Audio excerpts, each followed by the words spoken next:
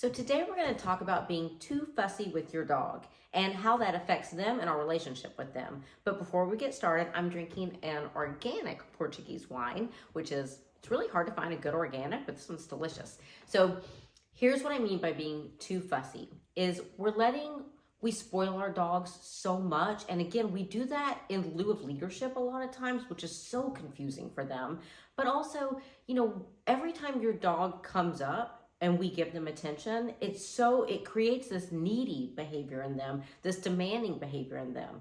Every time they're in another room and we're watching a movie in the living room and we want them to join us and we're asking them to come in or trying to get them to come in, we're not respecting their need for independence. And independence with your dog is such a beautiful thing because the quality of life that gives you and your dog when you have an independent dog is amazing. So little things like that where we're just not willing to spend non-demanding time with your dog. And what do I mean by non-demanding time? I mean just letting your dog exist and be a dog. Not, again, always feeling the need to talk to them and touch them and let them again come and solicit your attention. We are so fussy with our dogs. We are constantly doing something, engaging with them, and it doesn't allow them to just relax again and just be a dog. And they need that. They need that sense of, like I always say, if I was my husband's whole world, that's a lot of pressure on me. I don't want that. I love that he has his own life. You don't want to make your dog the center of your world and all your, attention and all your world just revolving around your dog. That is not a healthy relationship with your dog. And that is certainly not a relationship that they actually want either, because there's a lot of pressure to that. And there's a lot of dependency to that is not ideal. And I've been trying to spend non-demanding time with my dog on walks in the evening. And just so you guys know how hard it is to do this, and what I'm actually suggesting you do is, pick 10 or 15 minutes a day and just kind of ignore your dog. Unless you think your dog has to go to the restroom or there's something really that they need, and you need to follow through, of course. But for the most part, see if you can do that. See if you can spend 10 or 15 minutes just kind of ignoring your dog and see what kind of spending non-demanding time, see how that affects your relationship with your dog. It will be in a positive way, not a negative way. And also their overall manners and behavior. So anyway, my dog luckily is not terribly demanding. She's not needy or codependent or anything like that. But just as a test, because I'm saying this to clients all the time, I've been trying for about 2 weeks to go on a walk with my dog and not talk to her during the walk. Just go on a walk, enjoy the walk. And if I wanted her to go to a certain direction, I would just make a little kiss sound or a little sound, some vocal noise, but not a word. I finally succeeded 2 nights ago. For 2 weeks, I failed every single night. And I've said the most ridiculous things like, "Oh, Annabelle, look at the Christmas lights." Or, "Oh, your dad's texting me." It's the most ridiculous things that A, she doesn't understand, and B, what is the point of that? What is the point of oversharing and over talking? Why do we do this? And so again, it took me so many tries and just failing after failure after failure and being like, I can't even do this. This is insane. I finally did it the other night, and honestly, it was a pleasant walk. And I did notice she was really acutely listening to me. If I made the most subtle, soft sound, she was very aware of what the sound was and what I wanted to do, because again, I think I just wasn't desensitizing her with being overly chatty. And I'm not an overly chatty person in general, but it was just very interesting how removing my words and just using sounds when they were important and pertinent to the moment or the situation or the behavior I needed her to do, how incredible it was seeing how much she responded to me.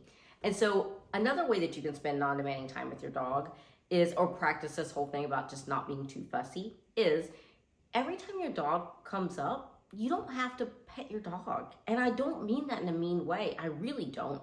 it's just, again, think about it. That's really creating this weird, needy, possibly demanding, codependent thing. We don't have to always acknowledge them when they come in the room. We don't have to always pet them when they come up to us, even if they're soliciting a pet. We don't have to have this relationship that is so intertwined and so entangled that it's not really healthy for us or our dog. Now, let's talk about this whole idea of being not too fussy on another angle. We are so easily embarrassed by our dogs. Like, if they do something we don't want them to do, it embarrasses us so much. And they're just dogs. It's kind of ridiculous how upset we get about these little things. Somebody comes in your home and your dog's typically not a jumper, and then they get excited and they pop up and we're so upset by it. They're dogs. They do things sometimes. By giving this absurd amount of attention to negative behaviors, we are being too fussy.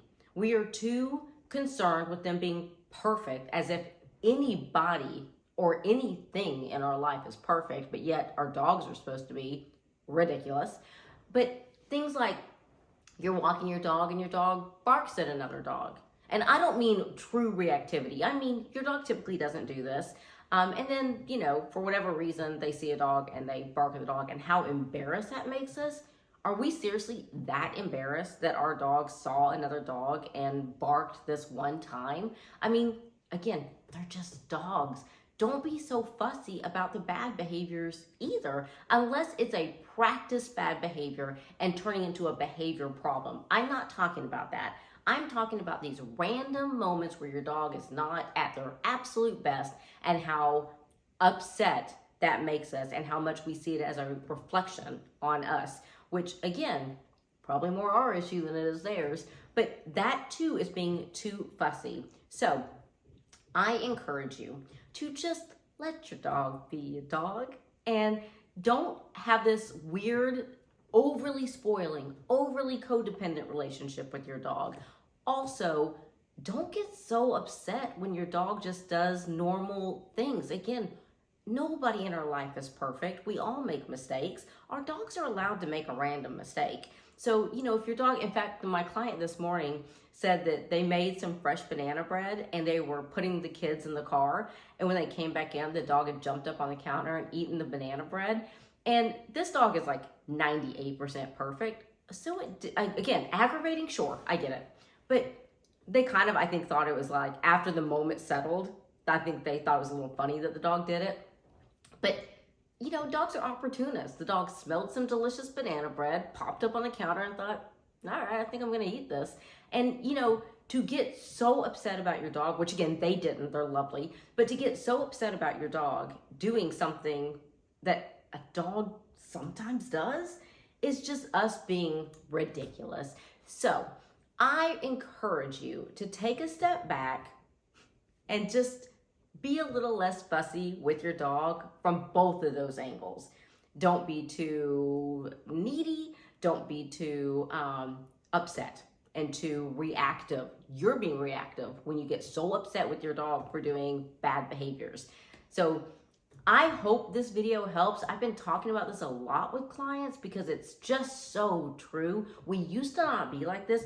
Don't get me wrong. We give our dogs such better lives nowadays than we used to, but there's a few things that we've made our dogs our world. We put all this emphasis and pressure on them, and it's crazy. We really need to, again, just allow them to relax and be a dog, and again, love them, spoil them to some extent, certainly correct some behaviors and redirect behaviors and all those things, but that's not what I'm talking about. I'm talking about the extra stuff. When you're being extra, when you're allowing your dog to be extra, or you're just getting overly upset about something that is so not the norm for your dog and just ridiculous, dogs are dogs kind of a situation. So I encourage you to spend non-demanding time with your dog, take a step back, have a little reflection about how you might be doing this, and let us all, myself included, be a little less fussy with our dogs for their sake, for our sake, and for everybody's quality of life. I hope this tip helps you. I really hope you do this. It is so necessary these days. And again, I know there are fur babies, but we got to rein some of that in. We got to rein some of that in. So happy training, happy drinking, and I will see you guys next time. Be less fussy.